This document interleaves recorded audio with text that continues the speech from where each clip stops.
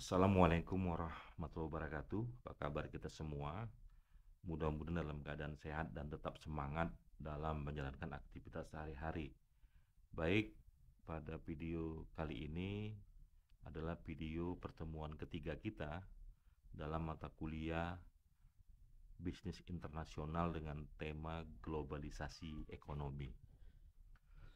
Ya, sebagai pengantar ya, globalisasi ekonomi adalah proses meningkatnya keterkaitan ekonomi antar negara di dunia melalui perdagangan, investasi, arus modal, dan pertukaran teknologi serta informasi.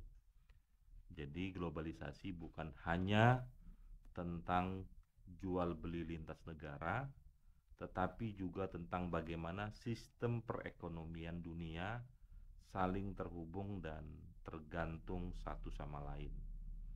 Jadi memang intinya globalisasi ekonomi disebabkan karena adanya saling keterkaitan dan berkebutuhan antar sesama negara, di mana setiap negara tentunya memiliki potensi dan keunggulan yang berbeda-beda.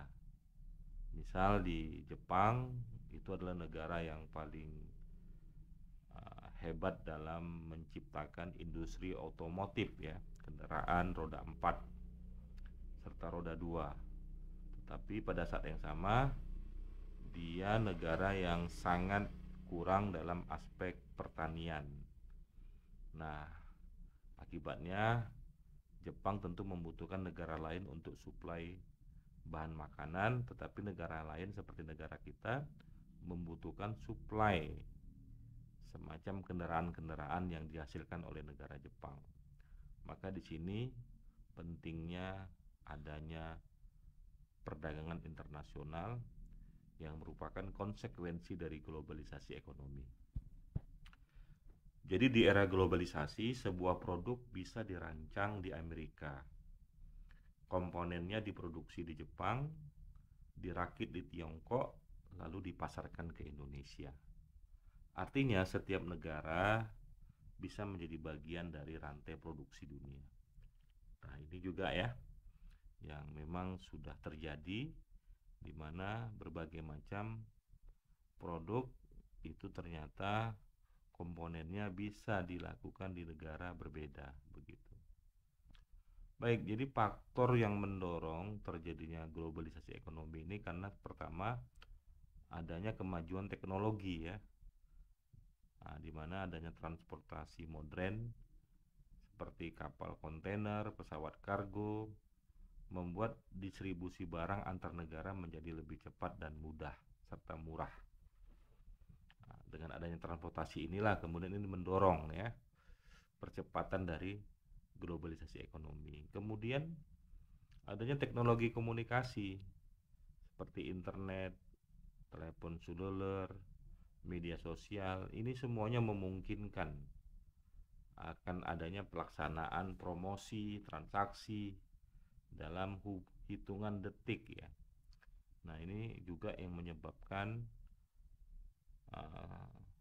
globalisasi ekonomi itu bisa terdorong dengan cepat.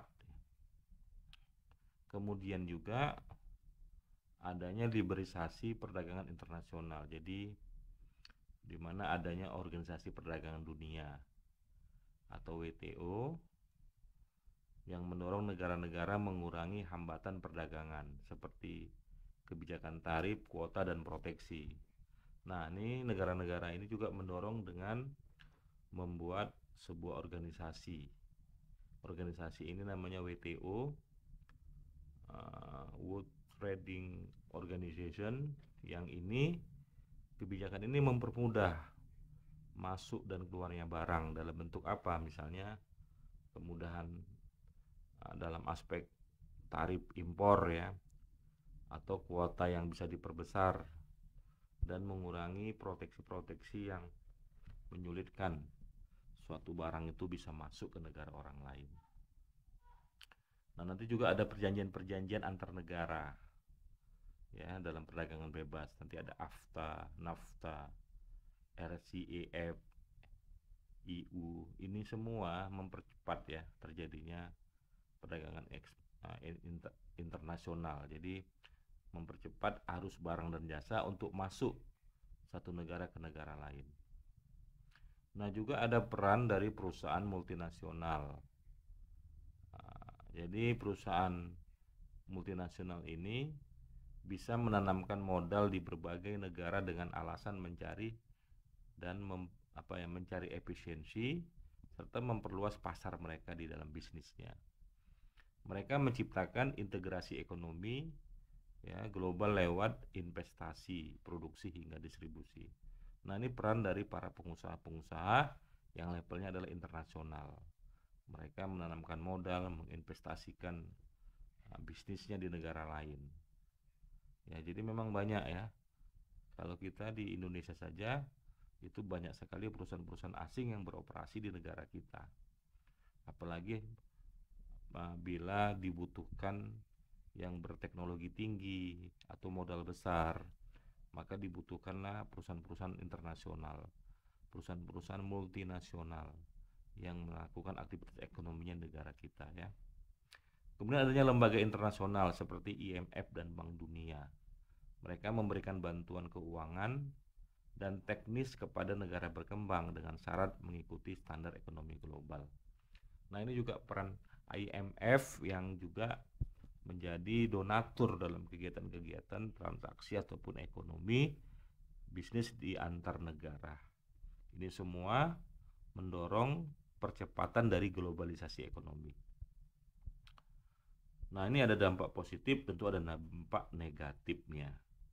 Dampak positifnya tentu bisa meningkatkan perdagangan internasional. Jadi nanti ekspor dan impor meningkat pesat, secara otomatis pergerakan ekonomi tumbuh dan nanti ini bisa menciptakan lapangan pekerjaan ya. Kemudian kedua, membuka akses pasar global. Jadi nanti UMKM berpotensi menjangkau konsumen ke mancanegara. Jadi kemudahan-kemudahan tadi menyebabkan UMKM di suatu daerah itu juga bisa ya memasarkan produknya ke luar negeri. Kemudian ada alih teknologi. Jadi negara berkembang kan membutuhkan suatu pengetahuan ataupun keilmuan serta teknologi untuk menggunakan teknologi ini sebagai cara ataupun jalan dan alat untuk menjalankan bisnisnya. Jadi kalau misalnya ya saya kasih contoh, misalnya ada perusahaan minyak di sebuah provinsi yang membutuhkan teknologi dari Amerika. Nah, karena Indonesia belum punya kemampuan untuk bagaimana mengebor minyak dengan teknologi tinggi, maka dibutuhkanlah perusahaan-perusahaan dari luar, termasuk perusahaan Amerika. Nah, pada saat yang sama pada proses pelaksanaannya, negara Indonesia bisa belajar dan bisa meminta agar teknologi itu dialihkan, tentu dengan jangka ataupun kontrak-kontrak tertentu.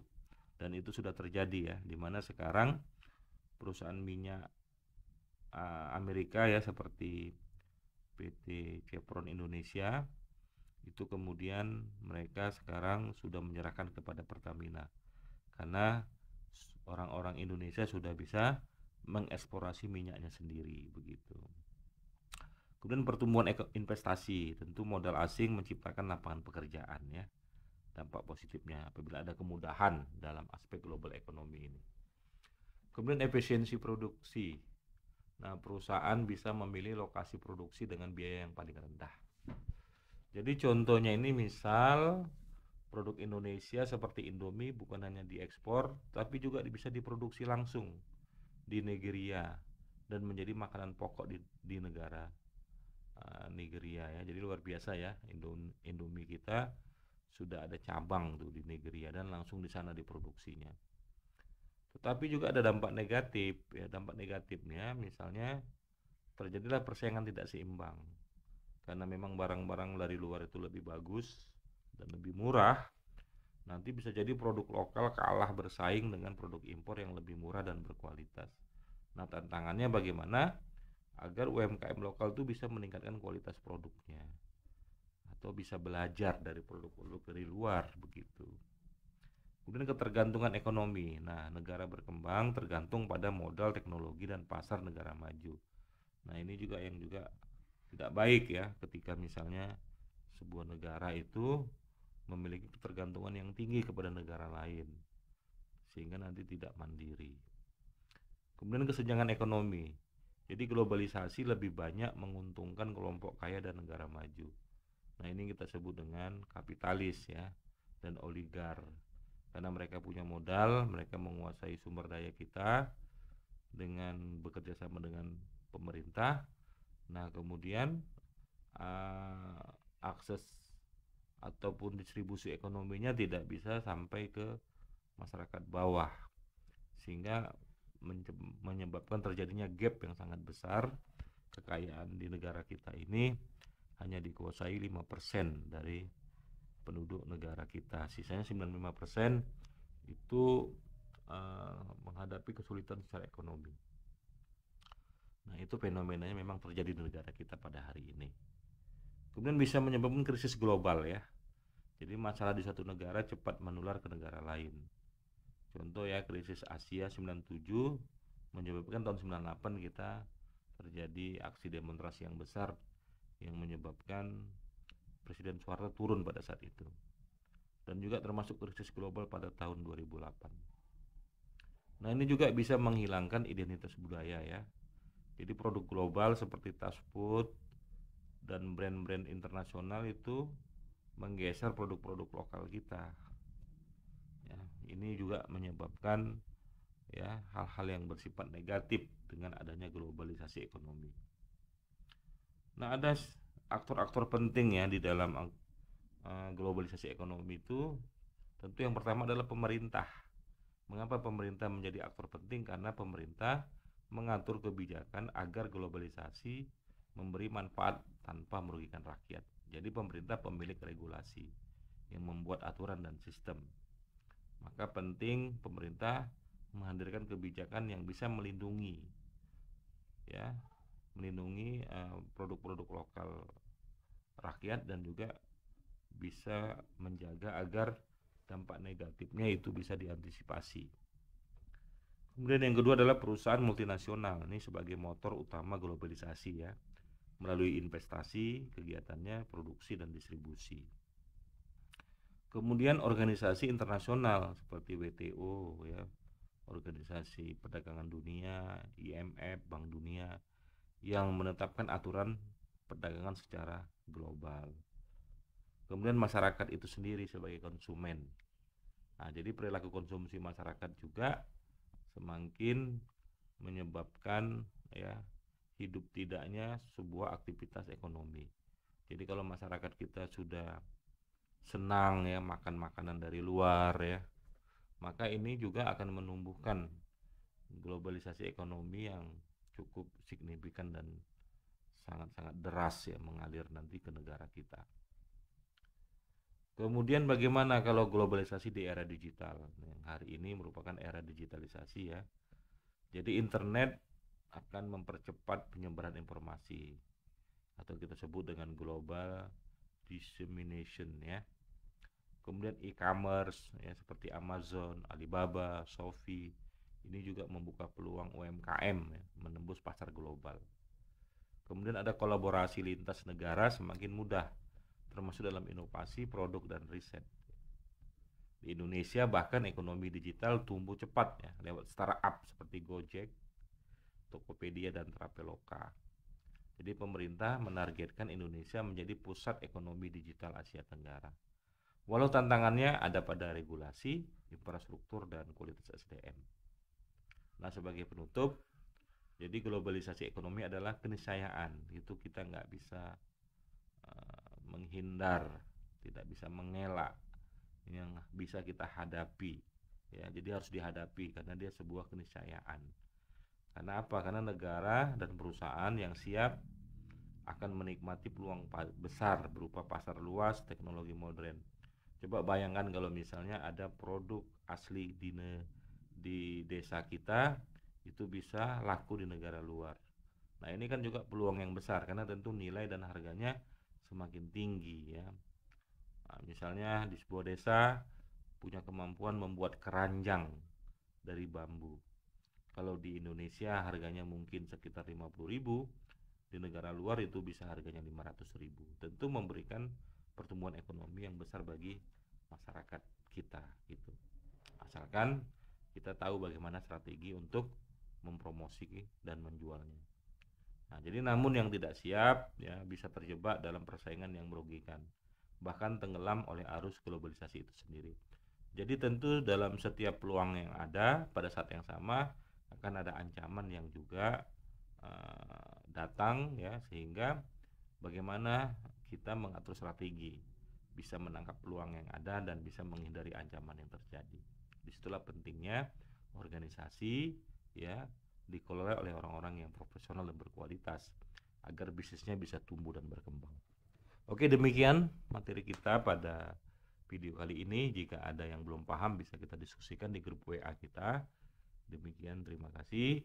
Wassalamualaikum warahmatullahi wabarakatuh.